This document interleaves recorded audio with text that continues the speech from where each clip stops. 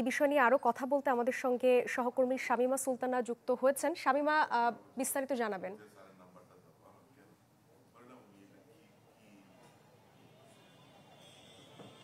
সাদিয়া 10 তারিখে আসলে বিজ্ঞপ্তিটি দিলেও বিজ্ঞপ্তির পরেও কিন্তু শাহবাগ এলাকায় চলমান যে ধর্ষণ এবং নিপীড়ন বিরোধী আন্দোলন, সেই আন্দোলন কিন্তু অব্যাহত আছে।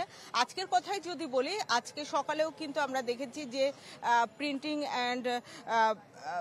প্রিন্টিং ডিপার্টমেন্ট, তারপর হচ্ছে আপনার গণযোগাযোগ ও সাংবাদিকতা বিভাগ, তো এরকম বেশ কয়েকটা বিভাগের কিন্তু আমরা ধর্ষণ এবং নিপীড়ন বিরোধী পদযাত্রা বলেন, মিছিল বলেন কিংবা বিক্ষোভ বলেন, সবই কিন্তু আমরা দেখেছি। এবং তারা তাদের যে চলমান আন্দোলন, ধারাবাহিক যে আন্দোলন, সেটির অংশ হিসেবেই কিন্তু আজকেও এটি করেছে।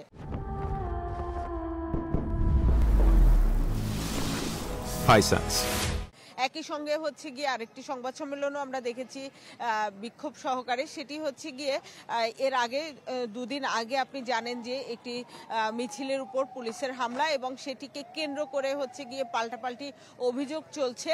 তো সেটিকে কেন্দ্র করে সেই হামলাকে কেন্দ্র করেই কিন্তু এই সংবাদ সম্মেলন ছিল।